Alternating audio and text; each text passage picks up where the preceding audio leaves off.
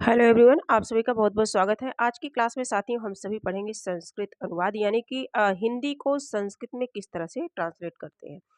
तो यहाँ से भी परीक्षा में प्रश्न बनता है। ये class UP, TET, TGT, PGT, GIC प्रवक्ता के लिए सभी के लिए बहुत ही इम्पोर्टेंट क्लास है। देखते हैं हम सभी अनुवाद करने की जो प्रक्रिया होती है। एक भाषा को दूसरी भाषा में बदलने की क्रिया का नाम ही अनुवाद है। एक भाषा को दूसरी भाषा में बदलने की प्रक्रिया का नाम ही अनुवाद है। हिंदी को संस्कृत में बदलना संस्कृत अनुवाद कहलाता है। संस्कृत अनुवाद के लिए व्याकरण का ज्ञान होना नितांत आवश्यक है, जिसमें पुरुष, वचन, लिंग, लकार एवं कारक यानी कि विभक्तियों को समझना व इनका प्रयोग अति आवश्यक है। अतः इनका सामान्य परिचय हम सभी देखते हैं। देखिए, एक भाषा को दूसरी भाषा में जब हम बदलते हैं, उसकी जो प्रक्रिया होती है उसी को हम क्या बोलते हैं? अनुवाद कहते हैं। ठीक है? यानी कि जो हिंदी है हमारी हिंदी भाषा है, हिंदी भाषा को हमें संस्कृत भाषा में करना है। यही क्या है? अनुवाद है। या संस्कृत को या हिंदी को अंग्रेजी भाषा में करना है। ठीक है? तो लेकिन हम लोग यहाँ देख रहे हैं कि हिंदी को संस्कृत भाषा में किस तरह से करना चाहिए। तो इसके लिए कुछ नियम होते हैं हमारे, और उनके साथ-साथ हमें पुरुष को ध्यान देना पड़ेगा, पुरुष क्या है, वचन क्या है ये ध्यान देना पड़ेगा, लिंग क्या है इसे ध्यान देना पड़ेगा, लकारों को ध्यान में रखना पड़ेगा, कारक और विभक्ति चिन्हों को भी हम सभी को ध्यान में रखना पड़ेगा। तभी हम, और इसके साथ-साथ कुछ नियम है, कुछ रूल है, उन सबको देखेंगे तभी हम अनुवाद कर सकते हैं, यानी कि एक भाषा को दूसरी भाषा में ट्रांसलेट कर सकते हैं। तो आइए हम सभी देखते हैं आसान शब्दों में, सरल भाषा में। सबसे पहले हम सभी देखेंगे पुरुष, है ना? पुरुष क्या है? तो इसमें हम सभी देखेंगे वे संज्ञा या सर्वनाम शब्द जो बात कहने वाले, सुनने वाले या जिसके विषय में बात कही जा रही है के लिए प्रयुक्त होते हैं, उन्हें पुरुष कहते हैं। है ना? उन्हें पुरुष कहते हैं। वे संज्ञा या सर्वनाम, संज्ञा या सर्वनाम किसी व्यक्ति, वस्तु, स्थान, भाव के नाम को संज्ञा कहते हैं, और संज्ञा के बदले जो बोला जाए उसी को क्या बोलते हैं? सर्वनाम बोलते हैं। तो किसी संज्ञा या सर्वनाम शब्द जो बात को कहने वाले, सुनने वाले या जिसके विषय में कही जा रही हो, इनके लिए जो प्रयुक्त होता है उन्हीं को पुरुष कहते हैं। पुरुष 3 होते हैं संस्कृत में: प्रथम पुरुष, मध्यम पुरुष और उत्तम पुरुष। कभी-कभी प्रश्न ये भी बन जाता है कि पुरुषों की संख्या संस्कृत में पुरुष की संख्या कितनी है? यानी कि प्रथम पुरुष, मध्यम पुरुष और उत्तम पुरुष की बात होती है, ना कि मनुष्य की। ठीक है? प्रत्येक पुरुष के 3 वचन होते हैं, यानी कि एक वचन, द्विवचन और बहुवचन। हिंदी में 2 वचन होते हैं, एक वचन और बहुवचन, लेकिन संस्कृत में वचन की संख्या 3 है, एक वचन, द्विवचन और बहुवचन। इतनी सारी चीज़ें देखी हम लोगों ने। अब आगे हम सभी देखेंगे कि प्रथम पुरुष क्या है? प्रथम पुरुष के विषय में जानेंगे। जैसे जिसके विषय में बात की जाती है वह पुरुष होता है।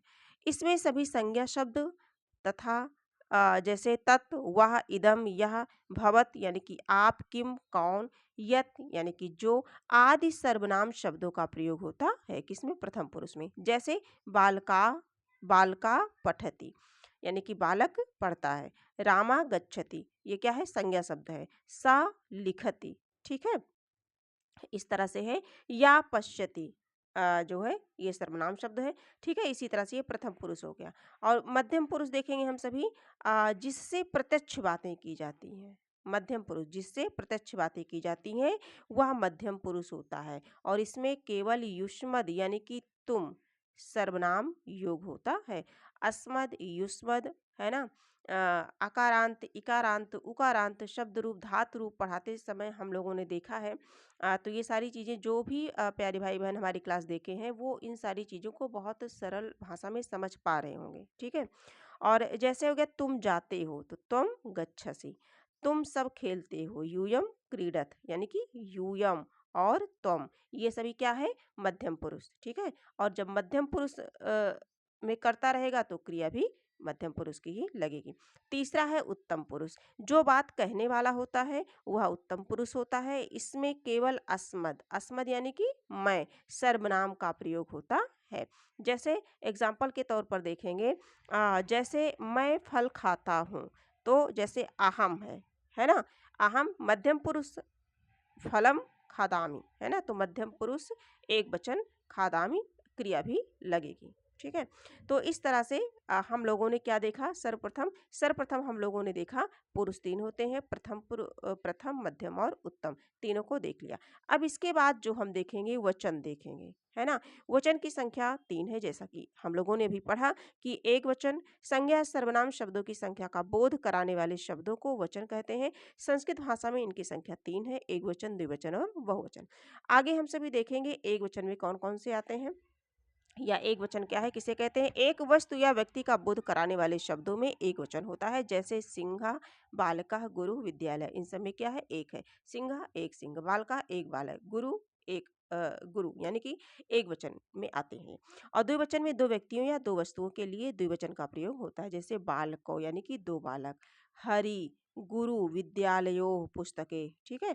बहुवचन में देखेंगे तीन या तीन से अधिक व्यक्तियों या वस्तुओं का बोध कराने के लिए बहुवचन का प्रयोग किया जाता है। वहुसु बहुवचनम, यानी कि दो या तीन या तीन से अधिक जब वस्तुओं का बोध होता है हमें, तो हम वहां पर क्या जानते हैं कि ये बहुवचन है। ठीक है।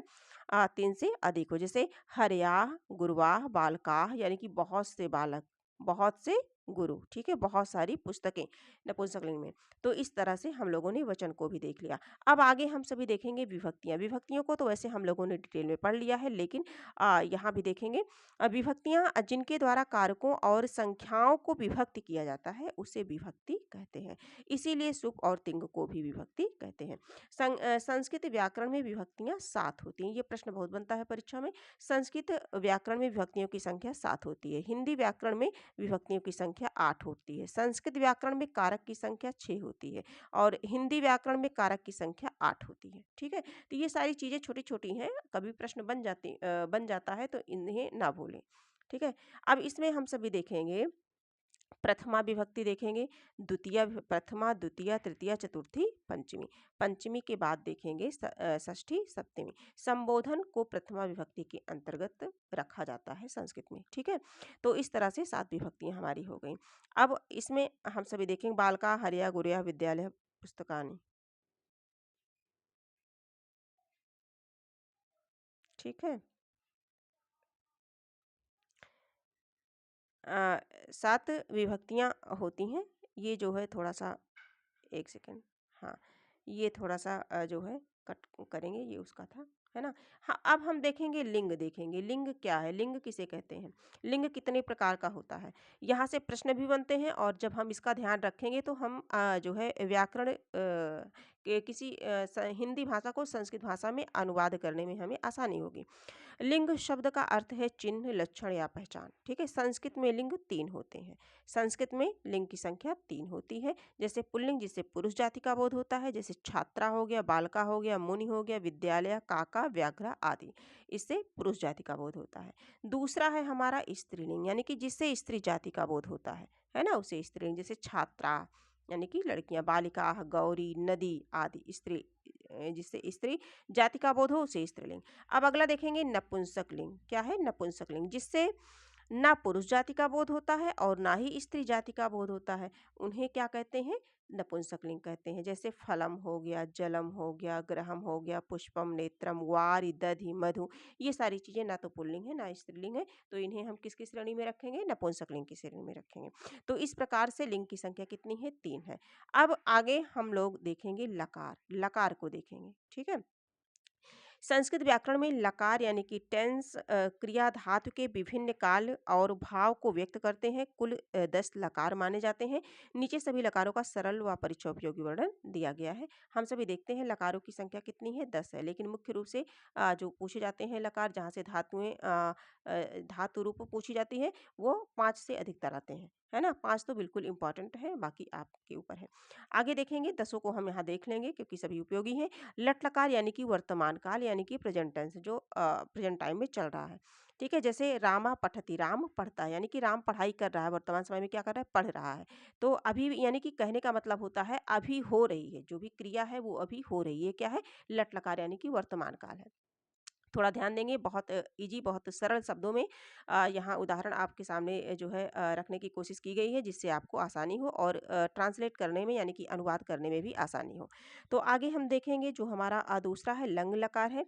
लंग लकार देखेंगे यानी कि अद्यतन भूतकाल देखेंगे। लंग लकार का मतलब होता है बीता हुआ समय यानी कि पास्ट टेंस, है ना? नॉट टुडे यानी कि आज का समय नहीं, जो बीत चुका है उसे हम लंग लकार यानी कि अद्यतन भूतकाल के अंतर्गत रखेंगे। जैसे रामा अपठत यानी कि राम ने पढ़ा, कहने का मतलब पहले उन्होंने पढ़ लिया है ना? जो बातें बीत चुकी हैं। तीसरा देखेंगे लिट लकार यानी कि जिसे हम परोक्ष भूतकाल कहते हैं। बहुत पहले हुआ कार्य, बहुत पहले हुआ कार्य। आगे हम सभी देखेंगे जैसे राम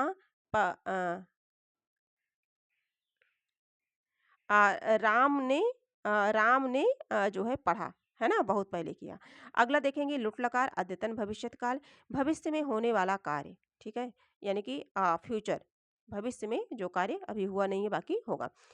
रामा पठिता, राम पढ़ेगा। अगला देखेंगे लिट लकार देखेंगे, पाँचवाँ है लिट लकार सामान्य भविष्यत यानी कि सामान्य भविष्यत काल जिसे कहेंगे सिंपल फ्यूचर। पठिष्यति राम पढ़ेगा, ठीक है? 6 है हमारा लोट लकार जिसे आज्ञार्थक में जानेंगे, आदेश या प्रार्थना के रूप में इसका प्रयोग होता है। जैसे पठतु यानी कि पढ़ें, पठतु पढ़ें, आज्ञा दी जा रही है कि पढ़ें। विधिलिंग लकार 7वां है संभावना या इच्छा, चाहिए या आवश्यकता के अर्थ में, चाहिए के अर्थ में होता है। पठेत यानी कि पढ़ें, पढ़ना चाहिए, ठीक है? आगे हम सभी देखेंगे 8वां है हमारा आशीर आशीर्लिंग लकार यानी कि आशीर्वादात्मक रूप में। तो जैसे जीव्यताम यानी कि जिए, दीर्घायु हो, है ना? जैसे कोई किसी को आशीर्वाद देता है तो आशीर्लिंग लकार के रूप में उसे हम रखेंगे।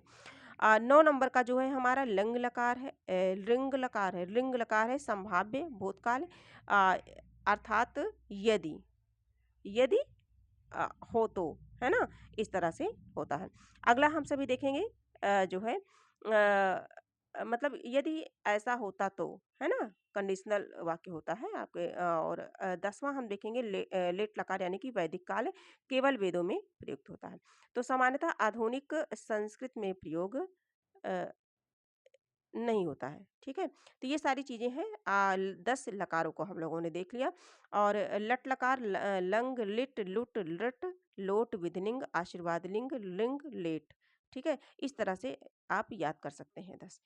और आज की क्लास में हम लोगों ने क्या देखा, बहुत लंबी क्लास नहीं करना चाह रही हूँ मैं क्योंकि जो है अनुवाद है ना? तो आज की क्लास में हम लोगों ने देखा हम लोगों ने क्या-क्या देखा एक बार रिवीजन कर लेते हैं। हम लोगों ने जो भी सारी चीज़ें देखी है, संस्कृत अनुवाद देखा है ना? पुरुष परिचय देखा है, प्रथम पुरुष, मध्यम पुरुष और उत्तम पुरुष क्या कैसे है, वचन देखा है, एकवचन, द्विवचन और बहुवचन, विभक्ति देखी है, इनकी संख्या देखी है, सातों विभक्तियों को देखा है हम लोगों ने। और संबोधन को प्रथम विभक्ति के अंतर्गत रखते हैं, ये सारी चीज़ें जाना है। फिर लिंग देखा है, पुल्लिंग, स्त्रीलिंग, नपुंसकलिंग 3 होती हैं इनकी संख्या।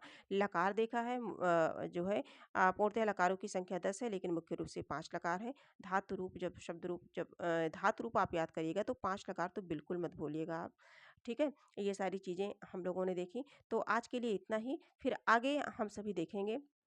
इसी तरह से क्लास पाने के लिए प्रियंका हिंदी अकेडमी चैनल को लाइक सब्सक्राइब करना ना भूलें। और अनुवाद के कुछ नियम हैं और अनुवाद किस तरह से किस लकार में होगा, तो ये सारी चीज़ें हम सभी देखेंगे। अगली क्लास में देखेंगे। क्लास ज़्यादा लंबी जो है ना हो, इसलिए जो है 2 पार्ट में करके इसे हम सभी देखेंगे। और इसी तरह से क्लास पाने के लिए प्रियंका हिंदी अकेडमी चैनल को लाइक सब्सक्राइब करना ना भूलें। धन्यवाद।